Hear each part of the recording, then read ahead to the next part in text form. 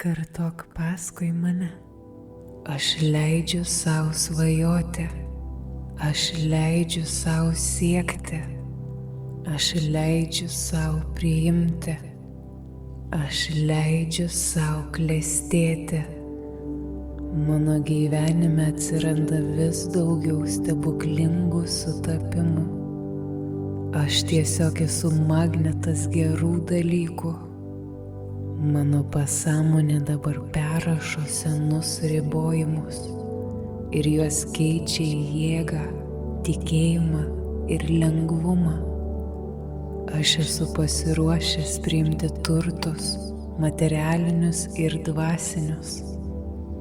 Mano kelias yra unikalus, o sėkmė neišvengiama.